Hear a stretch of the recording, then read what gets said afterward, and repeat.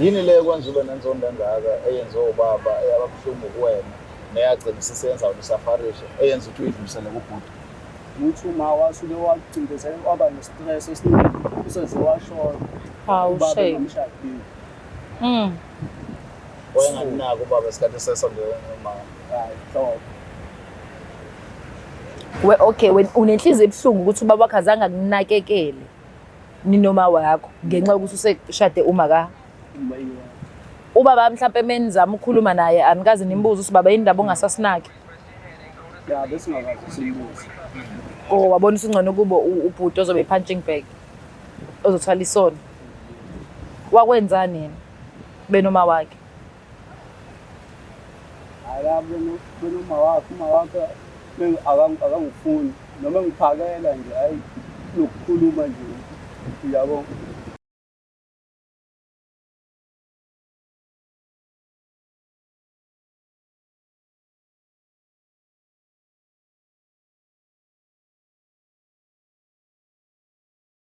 Cela ukuthatha leli thuba kubingelele mbukelo weBlack Life TV isiqephu sethu sithi isongeso with myself uMlangeni uMagasela. Njengoba ngikuthembisile last time ukuthi ubaba Luqa akekho kodwa namhlanje ukhona uKings Chaka uyena engiphushana nalolu hlelo. Njengamanje nginobhuti obhalile oseduze kwami ozosobe sesizwa ngayo ukuthi ufisa simsize ngane as Black Life TV.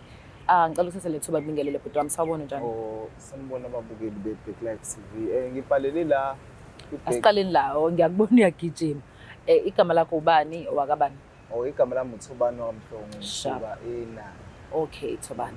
Singaqhubeka ke sithandwa sami sikusize ngani bhuti wami? Ngibhalele la kwiBlack Life TV ngoba ngi-desperate for umsebenzi, ngidinga umsebenzi kunobhuti wami engizalwa naye. Sizalwa ubaba oyedwa sihlukene nomama. Okay. Uma wami usaphila. Ngibhalele la kwiBlack Life TV ngifuna usizo Nkosi yami. Ubhuti wami uyi-supervisor kamasipala. Alright. Yebo, ngizobe uyi-supervisor kamasipala. Mangiye khona ngofuna umsebenzi, mangabe ngamficanga khona bazama Nkosi yami ukuthi bengisize ngisebenze lo 1 day lo 2 days. Bangabe fika nje kuba ngathi angazi ukwenzakaleni kodwa ngicoshiswa okwenja ngempela. Ngizokucela la ku-Black Life TV ukuthi bengisize Nkosi yami. Bengitholelele ngikhulume la ngizwe ukuthi yini lengaka. Ngoba ngiyawudinga lo msebenzi ekhaya mina omdala. Mina umela nakekela umndeni nengane akekho usebenzayo ngizocela bani. Uyangidida ke sithandwa sami. Ubhuti wakho omdala ekhaya wena omdala. Ni related kanjani nobhuti wakho? Ubhuti ngathi seyinganeni zama ecaleni lama. Mina engimdala kodwa kubaba uyena omdala. Ni share ubaba. Share ubaba sihlukene ngabazali. Umama ukhona? Umama usaphila. Uma wakhe? Uma wakhe anginayo kade ngamgcina. Awazi noma ukhona noma ke. Sina sihlala noma wakho. So ubrother wakho ukhula kwenu kunjani menizwana or niqale manje usuthuka nje ukuthi hayi mina kusasazwana? Sikhule esizwana nobhuti bezizwana kakhulu. Inkinga kuyamoshakala mhla ubaba eshada uma wami. Ngokubuka kwakho ucabanga kwami. Ngoba kusukela lapho kwashada ubaba washada umama hayi ubhuti washintsha umuntu angazi ukuthi kwenze njani. Hayi kulungile ke bhuti wami ngicabanga ukuthi usendaweni eright. Into esozama ukuyenza singaphuthumi kakhulu nje sasa lelu daba ngiliphosele kuBaba Luqa siza ukuthi mhlambe yena methola ubhuti wakho uzothini kuyena. Then sobe sisihlangana ke sonke angithi awumind usazophinda ihlangana nobhuti khona ufuna ama-answers phela dad. Ngiyacela bani. Sibonke sokwenza sure ukuthi uyakuthola lokho sibone ukuthi kuyeka kanjani phambili. Alright, ngingajabula kakhulu siswami. Njengoba uyizwela ke mbukelo weBlack Life TV ubhuti eshoka bekudaba lakhe eThekwini ukuthi hayi unenkinga nobhuti wakhe biologically bazalo babo yedwa but umama bazwena umama oyedwa so yena uhlala noma wakhe and nobaba and inkinga ekhaya ekho sebenzayo so ubhuti mele bezama amatoho aye lapha yabo ayofuna amatoho ngoba mhlawumbe naye enethemba ukuthi ubhuti wakhe ngoba usebenza khona ngomasipala ngakhona kuthola uthi ke ngokwakhe uyafika mhlawumbe acela itoho yabo mengekho bamthathe athi ubamba lawo matohotoho emva kwalokho mekabuya nje kube inkinga impela ngoba uye sephoqa ukuthi kuthiwa ayisekho into azokwazi ukuthi ayisize bese yahamba kanjalo. Mina kangazi ukuthi kwenzeka kanjani emsebenzini kanjalo because angisebenzi khona into esoyenza ngizosasa lolu daba ngiliphosele kuBaba Luqa sizwe ngayo ukuthi mhlawumbe yini azoyithola kubhuti omdala asambe nise kuBaba Luqa.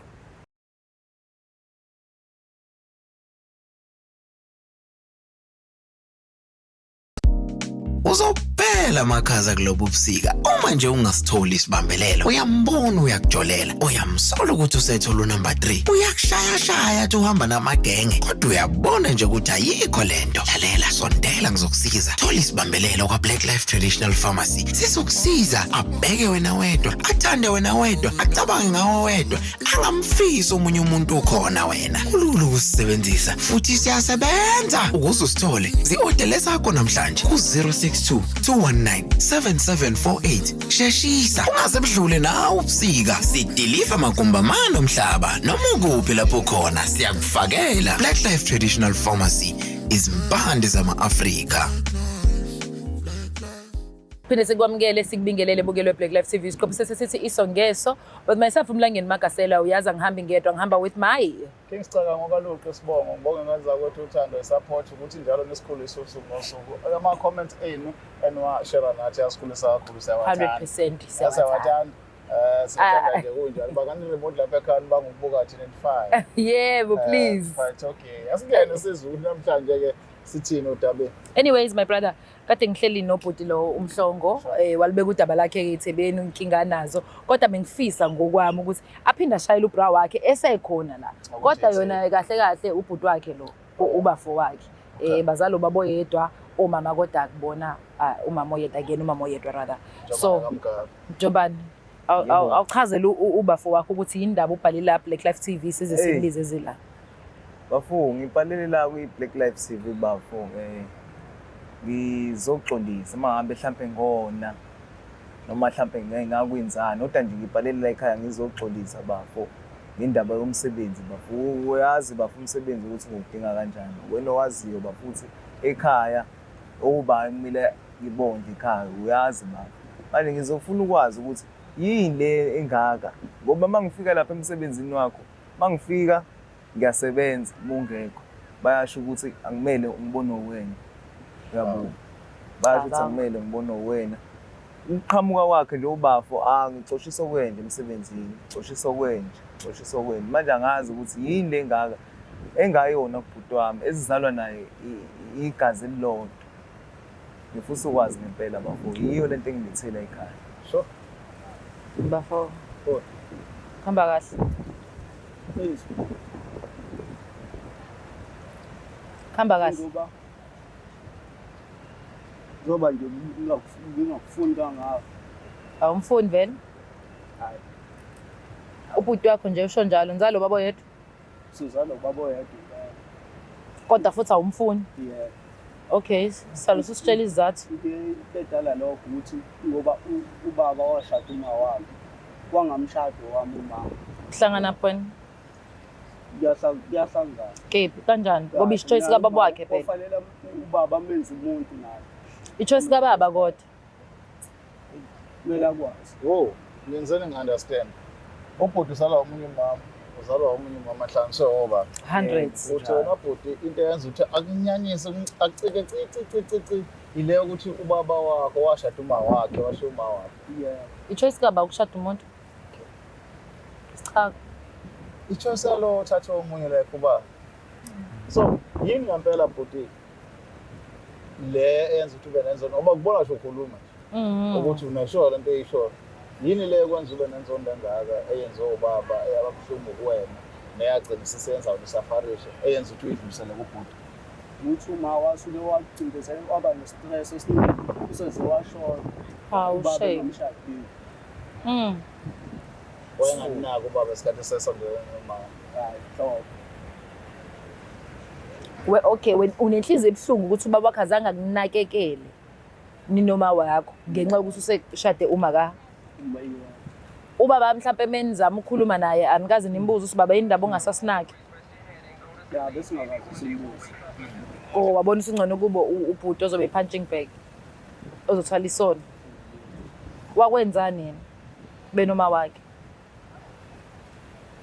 Ayabo uma wakhe akangifuni noma ngiphakela nje hayi lokukhuluma nje yabo. Uyakwazi wena njomane lokho uthi uma wakho engamphisi uma wakho. Angikwazi lokho ngoba phela ubafo uyazi naye sisakhula nje. Sikhule ndawonye sonke, besidlala ndawonye sonke. Yonke into i-right. inkinga iqale sesikhulile sesibadala hlanhla izinto zamhambela kahle ngayitshela ukuthi ngoba nangiphila ubafu izinto zimhambela kahle mangiyokhala kuyena ngizwe ukuthi enganginika nitoho kodwa hayi akwenzeki. Enye into my brother just to lento si-ayine sibone ezinye zezinto ezenzeka ey'mpilweni zethu ziyiphutha labantu abanye. Ade sikhuluma nomagazi sithi even i-GBV esibhekene nayo namhlanje bakhona abenzi bayo kodwa bathwala icala abangayenzanga 100. Just imagine ubhuti njengoba eza kuwe njengomfowabo abekuthembe ithi benini yonke nizalwe esendeni linye ngesizulu sakithi uzomsiza umuntu akuthi isibongo sakwenu singahlupheki ukhona njengomuntu onamandla kunayo bese wona umkhumbuza izono ezenziwa ubaba wenu omzalayo. Mawucabanga wona ingane noyizala amahle ekhule zinaleyo mentality wena njengoyise ungaphatheka kanjani? Wona ngingaphatheka kabuhlungu. So if ungaphatheka kabuhlungu why into enje uyenza kumfowenu ngoba uthena akanasono right ayikho into ayenzile kuwena mhlawumbe elikhulu akuhlukumeze usho njalo ngaphandle ukuthi ubaba owathi sathi ulobola uma wakhe ashada uma wakhe. Ubaba decide ulobola uma wakhe. Iyakuhlukumeza wena leyo. Uma udlula nini emhlabeni uma wakho? Mhla 10 ngo-2010. Walithola kodwa usizo lokululeka ngokwengqondo mhlawumbe After ushona. I feel like umfowethu unento ayibamba from there. Tingoqwepheshe. Uhambele leyo. Hayi ngikabazi. Kuwena bhuti uyaqala ukuza into enje. Le yama iyangithusa kakhulu yama ukuthi uma bengingazi ukuthi umama ushilo uMintheme engazi wazi ukuthi usakhona. Ngazi ukuthi usakhona umama. Cha sangisho ukuthi leyo ukuthi waye kuzona. Wena buwazi uyise nangoba bekuhlebela ke nje uyaqala nje.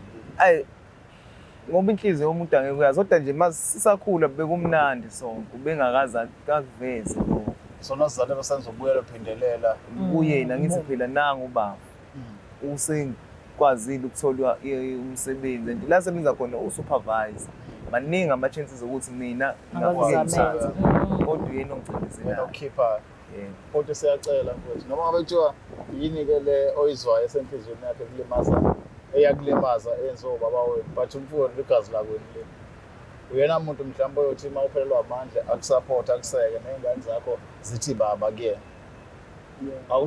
Awenzele iy'ngane zakho-ke mhlawumbe noma kuthiwa usazenzela wena wenzele zona ukuthi uma ekhula ungasekho wena ekhona yena akwazi ukuyilekelela. Le nto lesihlava amagasa lengaqhubeki le nto ukuthi i-contact ukhondole emndenini hhayi ubaba omncane wayizondo bani that is why namhlanje singezwani. One of those things ezenza ama-families angaqhubeki. angakwazi ukuphumelela futhi nasempilweni. Yabo and enye into kade ngiyibuka wena Sichaka ukuthi khona izinto ey'jwayele ukwenziwa abantu more especially kulelu hlelo le-iso ngeso uthi musubenzile ububi wena bese uzizwa kanjani ikhona yini le healing noma until ubhuti azashone okushone wonke umndeni uzobe se-right yena isiphi lesikhathi ofila ngathi usengipheke kwaze kwanele. Ake sizwe bhuti ngempela ukuthi uma ucabanga wona le nzondo yakhe yophela mhla kwenze njani? Yona izophela madoza. Ngoba sekulimala abantu abangani? Hayi kube kusala imali yena. Akuyena yedwa ngithi uyasho ukuthi ekhaya akusebenzi umuntu khona nama-siblings akhe osisi bakhe abancane khona uma khona ubaba ufuna ukufisa ukuthi naye njengendoda akwazi ukushintsha isimo ekhaya. Hayi ngamnika ithuba ngamnika ithuba lokuthi akwazi ukuthi azosebenza akwazi ukuthi ondle ekhaya. But lento munge kuyibona ukube thina noSichaka misingekho la bengengikho. I think kubalekile ukuthola lo chwepheshe. Ngizafuna ukusho njalo ngiyazi ukuthi ezakho lezi zinto zochwepheshe wena sebekubiza ngochwepheshe. Sebekubiza njengochwepheshe ujayi uchwepheshe. Anyways, yeah, I think kubalekile bhuti wami ukuthi uthole usizo ochwepheshe ukuze ukwazi ukuheal yonke lento eyenzeka ukhula and nokulahleka kwamaya nokulahlekelwa uma yabo. I think lokho nakho kuzokusiza ukuthi uhile ezintweni ezikanjalo ukuze nawe yazi kwesinye isikhathi mina ngihlezi ngithi revenge emnandi kakhulu ilokuthi wena usu-right banikeze yonke lento ade bekuphuca yona bazosibeyidla bazi ukuthi hayibo sasazi ngelinye ilanga ukuthi sosizo wena but wena uma usuthatha lento uyibeke ezandleni zakho usunikeza usubalekise ukuthi uNkulunkulu awenze lo msebenzi ofana kwenze uNkulunkulu hayi wena wena ukwazi ukuphindisela okubi ngokubi kodwa ke inhliziyo ayiphakele nomuntu sicabanga indlela engafani. But idanki nje yami ukuthi uthi uyamnika Ubhuti ithuba, that's very important. Ngijabule. Eh. Noma ngiveze injabulo. Yeah, usuzokwazi ukutohoza nawe. Ngizokwazi ukutohoza ekhaya bejabule. Sharp. But awuthami please silekelele nawe ekuthenini kulolu daba zami ukuba ngcono. Yeah. Beside ukuthi ukhulume nathi la kungabe ukuthi uthembisa iTV kuphela Yabo. ukuthi bamnike ithuba. Simbona ubhuti sebuya again sizothi lo muntu angithembisa into engekho. Eh. Siyakucela lokho ukuthi njengoba usho nje abantu bebuka bebaningi kangaba abalandeli be-Black Life. Nawe uba nesiqiniseko lento engiyishoyo iqiniso ngizoyigcina futhi ngizoyenza. Kube yikona. Niphinde nizwane njengobhuti bandawo. Ngiyavuma ngizoyigcina ngizoyenza futhi kahle. Siyabonga. Sibonga kakhulu. Kanza kwethu okwethu-ke kuphela la asizange ukuthi sikhulume sigeqa amagula sasinikeza i-chapter yabo ukuthi bona ngale band benza njani yonke into iyahleleka ngona njengoba kaselo. Hayi nami ngisho njalo bafethu kubalekile kwangampela ukuthi uma ubona ukuthi inzondo yakhe isikakhulu awuzame ukuyothola ocwepheshe mfethu. Ngiyazi ukuthi anibathembi ngoba umagasele beninikeza. It's very important ukuthi uhile internal because external kwenzeka ama wonders but u-internal menengozi u-external nayo wazi uba nengozi. May happy u-internal no-external uba happy. I'm out.